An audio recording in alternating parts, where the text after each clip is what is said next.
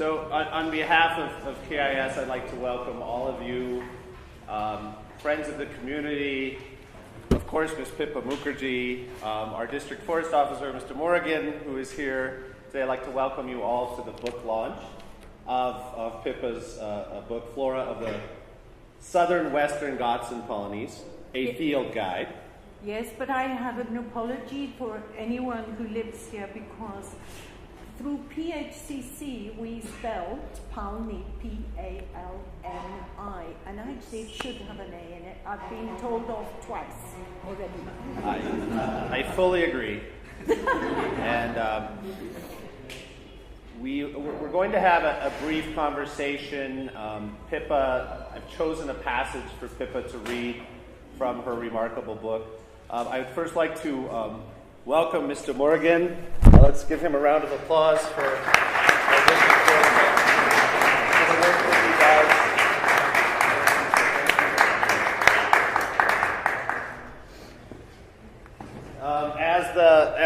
does. We'll sit now. Can you hear us? As the book leaf says, that Pippa is an environmental enthusiast, to put it mildly, I think, and a nature lover. She's worked in various capacities as an instructor on natural history and the environment. She's been a consultant, a nature education officer, and of course she has been associated with our school for many, many years. I know that when I was a student here, she was on staff in many capacities. And she still supervises U.S. university students who come from St. Olaf in Minnesota here for their kind of internships and their program abroad. Mm-hmm. But I think that to all of us here in the town, Pippa is so much more. She's a hiker. She is a storyteller. She's a force. She's a presence. She's a frequent contributor to us in so many different ways. And she is mostly a wonderful and witty and warm hiker friend. I had hiker written down. I just didn't get that there. But and this is a gift for Pippa. This has just been printed, and this is a gift for her. But she mentioned hiking, so I just wanted to show. We found a picture of Pippa in 1865, and hiking. Here she is as part of the hiking program. You'll get a copy of that later. I think Pippa has as many tar pins, which is the award that the school gives for the annual award for hiking, and I think you have 23. We should give her a round of applause. But I'm going to beat Barbara. Barbara is still around. She may have something to say about that. I know, but I'm still going to beat her. So I've enjoyed leafing through this remarkable field guide. And I'm not a plant lover, but I may become one because of this book, because it's could you tell us a little bit about how this germinated and flowered in your mind, this book? Yeah, actually, when I came in '84, there were no books at all that were illustrated on Flora for this area. And then the couple of books came out that were so botanical that no one could possibly understand them, except the botanists. And right from the beginning, I thought, from '84 onwards, I thought, I've got to write this book. Well, of course, it took a bit of time because I was very busy in the school, so it took a bit of time, more than a bit.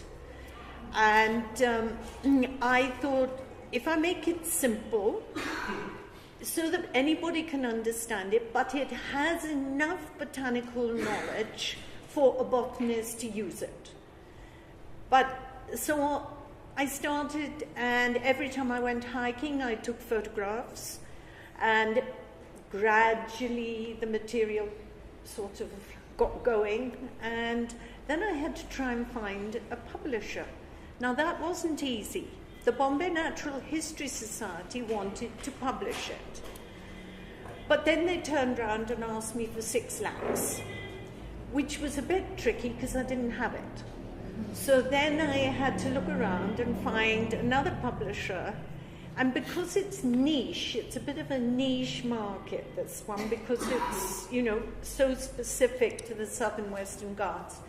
That's what took the time. And then I had to proofread it because Neogi, the publishers, had never published a book on botany. And they didn't have the first clue. So I think I went through the proofread, I should think, 140 times, maybe 200 times. I even took the book on holiday to Cappadocia and sat down for 2 mornings and proofread 30 of the pages. And so I finished the book, and this is it. But I'm writing a second one now, which doesn't have as many weeds in it. Yeah. It's got some more unusual plants. And I'm also writing one on shrubs and climbers, but all over India. Well, it's eminently weedable. Sorry. If you've read this at all, it's the opposite of what you might expect from a field guide. It's not dry, and it's very colorful. And Pippa, there's so much of your voice comes out in this. You talk about, and I've seen this as a hedge in Turkey, and this plant's untidy, and that one's cluttered. And I found a passage that I thought you could share a little bit. I'm not going to try to pronounce this this creeper here, but I found a passage that I'd like you to read. Is that all right? Just the right. Maybe say the plant and then the. It's actually a horrible plant. Persicaria chinensis.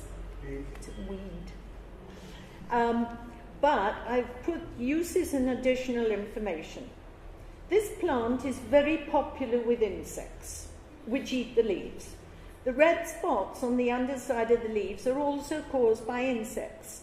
Birds love the fruit. The flowers provide the Indian honeybee, Apis cerana, with nectar and pollen. The leaves are reported to be used for respiratory diseases. The mixture of ground leaves and charcoal is used to clean aluminium and brass utensils. Children peel the thick stems and chew them. These are pleasant but have a sour taste. A dessert like rhubarb crumble is prepared from the stems, and the plant is added to curries. It is extremely difficult to remove the roots of Persicaria. I've tried it. It was introduced to Europe many years ago and has caused immense damage. First, it grows at an alarming rate. Its roots can extend downwards for over 3 meters, damaging pipes, foundations, and drains. This plant is a member of the buckwheat family. This is not, note underneath, this is not a plant to be encouraged in any country. A little bit light.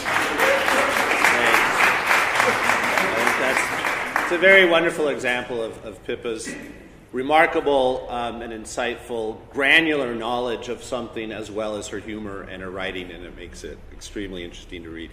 And your association, we'll get back to you in a minute, but your association with the school goes back a long way. 84. Since 1984. And you've mentioned a lot of people. You mentioned Ian Lockwood, of course, in the book, Bruce DeYoung. Yes. Some of our staff and former staff have helped with the artwork. Ellie and Bob Stewart. That's right. And Jayshree Kumar helped with the editing, and a lot of other people. Yes. And could you just talk a little bit about your time at KIS? Just what you've been doing over the years? Because I know you in so many different capacities. Right. Well, I came in 84 and I was a dorm parent, and I taught science in 7th and 8th grade. And then I started teaching environmental systems from 87 to the end of 97. And then I was asked whether I would go and teach in Malta. So I taught in Malta at the International School for 3 years, and then I came back. And I came back because in Malta I was the school nurse, the CAS coordinator, the biology teacher, the geography teacher, and the career guidance counsellor, which was tricky. But anyway, then I came back and, I taught health, of course, because actually I'm a nurse, or at least I was a nurse. I can't say I am particularly now, but I was. So I taught health as well, and I did some very strange things, which I won't mention. Because I don't suppose the principal would enjoy some of the things Not that approve. I did with the health. No, he wouldn't approve. So then I taught health again when I came back, and I also was the career guidance counsellor, and that's what I've done. Okay. And Virtually up until, and then in between when I wasn't doing anything other than that, I was hiking and other things. what are you doing now? You mentioned books you're writing, and what are your passions? I'm doing 3 books: gardening, trekking, travelling. I've just come back from New Zealand and Australia. I'm hoping to go to Japan this year, or possibly Ethiopia to stay with Mark Tegenfeld. Oh, nice. Yeah. Okay, another Kody Catherine. grad. Fantastic. And what else? Most of my work is conservation. Garbage is my passion at the moment. I mean, I hate it. And so every time I drive past and see garbage, it makes me feel a bit sick. But we're trying hard to get rid of the garbage. And I think you started a cleanup in honor of Jim Carmen, class of '78 at Dolphin's Nose. We did, but unfortunately, at Pamba Stream. Oh, Pamba Stream. But unfortunately, that hasn't happened. So I'm going to appeal to the DFO again on that. Right. But actually, I'm a founder member of the Palmy Hills Conservation Council, and we're working very hard. And unfortunately, this is the first time in 140 years we've had such a drought. And our nurseries are virtually impossible because we cannot sell plants because nobody's going to buy them. Everything is so dry, particularly on the plains. So I'm working on that. I'm working on garbage. I'm working on a lot of things to do with conservation. You're an inspiration to our students, our staff, our community. You had mentioned there was something that you wanted to read as well. It was only that somebody was asking me the other day about dolmens. We have a fantastic selection of dolmens around here, and I think you, Nandita, when we went up to that place behind Elephant Valley, and you, Raja, too, and it's just a little bit of early history. It says, early human presence in the Palmy Hills and other hill ranges date back to megalithic times, 5,000 to 2,000 BC, and later during the South Indian Iron Age, 700 AD to 100. What? That's wrong. Anyway, never mind. And the evidence of habitation comes from dolmens, which are all over the upper plateau. The purpose of these structures has never been fully understood. They are of a similar period to Stonehenge in England, but generally much smaller. Dolmens are found across Europe and continued down the western peninsula of India across to Japan. The theories about their use range from burial mounds for leaders, resting places for pilgrims, protection against invading tribes, and vantage points for sending signal flares. Or perhaps they served all these purposes. The building of Dolmens is accredited to the Kurumba tribes, who were the earliest agriculturalists, but who now no longer exist in the hill ranges. So they're fascinating, absolutely fascinating. There used to be 150 dolmens from here downwards, but many of them have been destroyed because a lot of them are just two uprights and a roof across, and so many of them have been destroyed. But it's interesting. It's really nice for your book about Flora to give it that context. Yeah. The history Yeah. of the town, the natural history. Yeah, And yeah, I thought so because it fits, you know.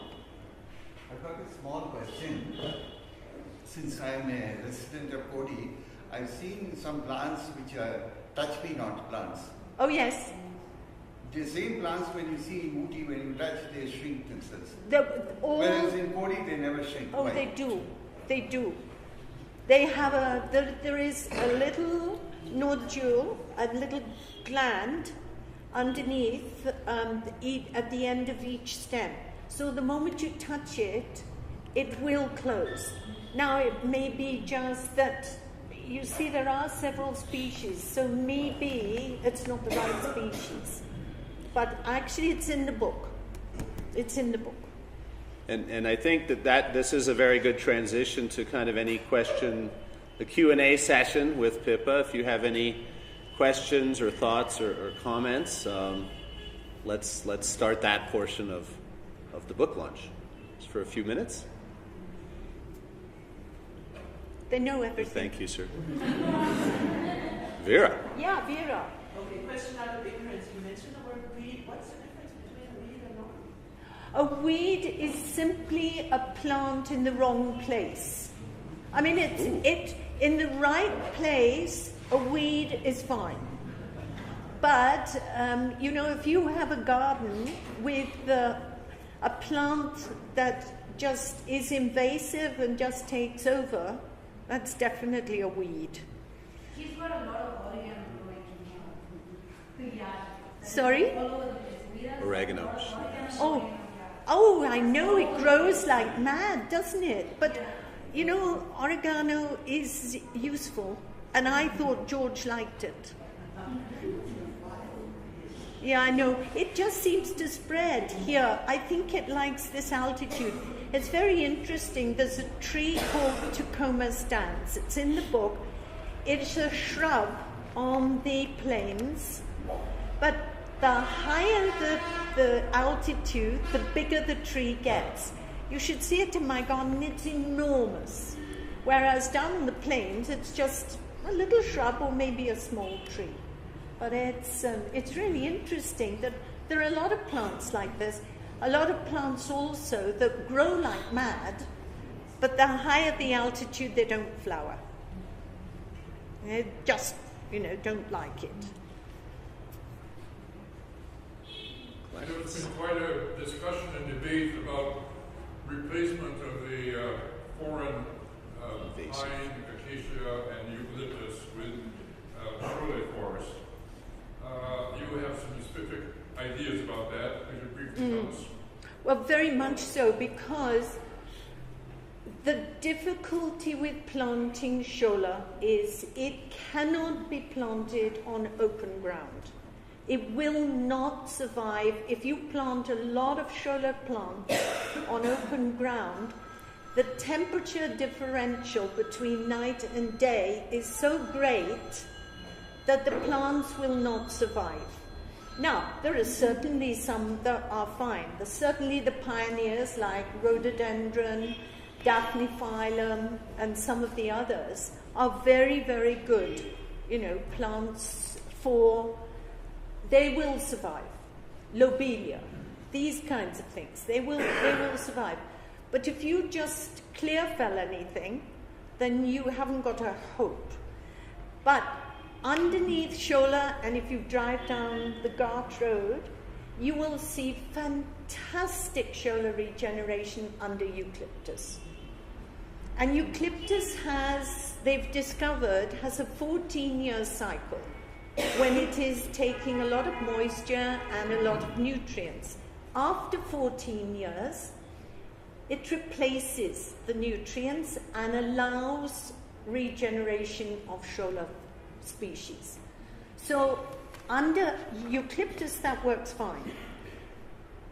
Pine has a problem, although the other day I went to Kukal and I saw shola regeneration under pine because it has a slightly acidic soil. So very often the shola regeneration is slow. The worst of the lot is wattle. The acacias are the most dangerous. You can cut an acacia down right to the ground and it will shoot. The only way to get rid of it is to ring bark it and pour kerosene on top of it, or turpentine. That hopefully might kill it. But it's, it's very, very difficult. So, yeah, does that answer your question? Yeah. Pippa, to add to that question, what is the life of a eucalyptus, a pine, and a wattle? Pine is fairly short-lived. I would say 50. 50. Wattle is it depends. At the moment, we have one wattle, Acacia mayensi, which is covered in a fungal infection. The red. No, that's an algae. No, that's fine. That's an algae. But this fungal infection is killing the Acacia mayensi, which means that they're falling all over the place. But I would say that the wattle have the shortest lifespan. And eucalyptus is the longest. Eucalyptus probably the longest. Yeah, well, it depends on the species because there's so many different species.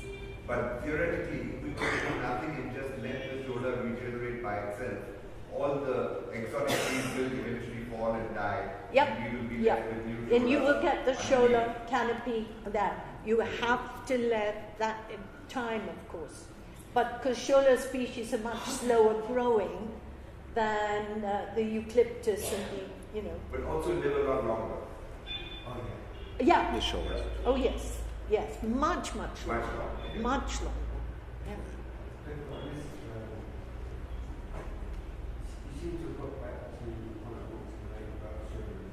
Sorry, I can't hear you. Shola regeneration. Yeah, shola. Yeah. Yeah, please, Bob. You're the expert.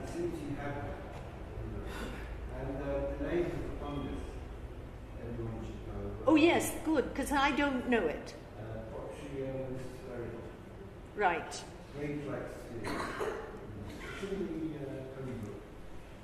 Maybe I should put it in the next edition.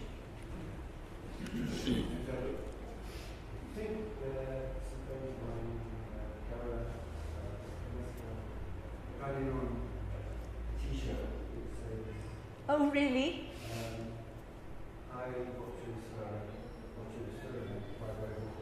Okay. Yeah. It is actually quite a dangerous, but it's great if we get rid of some of the wattles. Fine. What's your suggestion for the lanternas, the invading species? And I wish I could. And what's your suggestion to get rid of them? to be honest, I haven't got a suggestion because you know how prickly it is and you know how quickly it grows.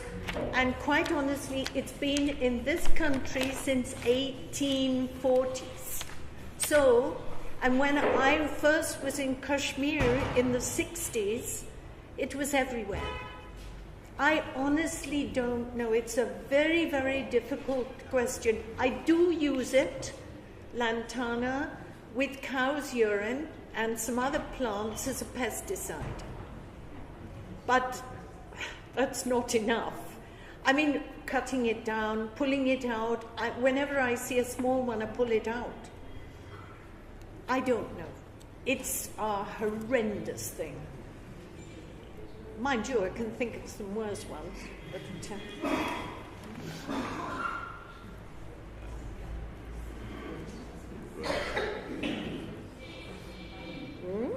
I think. Yeah. Is that would you like to take any more questions? We're ready to... Only if anybody wants to ask one. Otherwise, you know. One more from When I Clarence. was a student here, most of the hilltops were covered with rough grass. Yes. There is an opinion I've heard from some people that we'll never recover this No. kind of cover on these hills. We never will. Because What of, will the Mauer do and all of these animals? yeah, I know. Sadly, we never will do it because of the acacia. The acacia has nitrogen-fixing bacteria in its roots, and grassland does not like nitrogen. I mean, it doesn't want the nutrients. So all the grassland is going to remain, you know, only if there are not acacias around. And it's so, you know, Mr. Mulligan would agree with this, that it's labor intensive to do anything to kill wattle. I mean, I know we're getting rid of some, but some of the other species are just racing ahead, and they're getting into the grasslands. Our grasslands virtually will disappear. I think in the grassland, you know, that grassland conference that we had in September, I think it's down to something like 8%. And I was up in Kukal on Sunday. Now there is a beautiful grassland. It really is beautiful. But that's one of the only few remaining ones. I don't know. It's very sad. And the bison are going to have more and more difficulty. And the government doesn't like culling. The word cull is a dirty word as far as the government is concerned. And I don't know what you do with a great big walloping bison. Huh? Well, okay, we could cull humans. Yes, quite right, Janani. Yes, you're quite right. Yeah. Actually, I have a lot of appreciation for Pippa because I hiked with her for several years now. I read somewhere where it said that when people do not know the names of their native plants, they have lost touch with the soil. It's And true. I think this book will go a long way because I hike, and so out of curiosity, I do not know the names of the plants. I hike with students, and students do ask. And I always admire Pippa. You ask the name of a plant, she will immediately say the Latin name. Yeah. She will say rhododendron, sidodendron, something like that. I always challenge her, and she will say, go and check it out. Most of the time inside the forest, you don't get Google actually, so I can't check it there immediately. But she was proven right. Actually, even the native names also in the book, I read that, and well, some of them I hate to tell you. There are about 3 that I made up myself because there wasn't a common name for them. So I just made it. But any of the Tamil names and other names you mentioned there will go a long way for a reader to understand the local names of those plants. So, and I'm hoping to have, for those of you who know Prabhakaran, he's the botanist who has been working with the forest department, but he now is doing a PhD, and he sometimes works in Pastry Corner.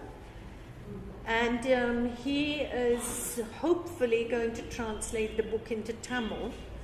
And I have a Tamil publisher down in Chennai, and Niyogi have on their contract allowed Paliyappan publishers to take to accept the book in Tamil.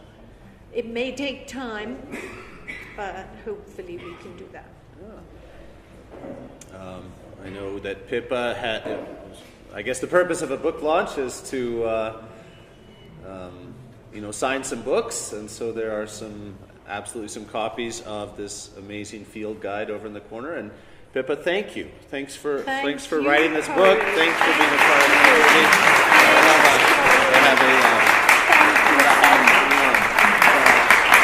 Thank you. I don't know, can you name it? I think it's a rose. A rose. Okay.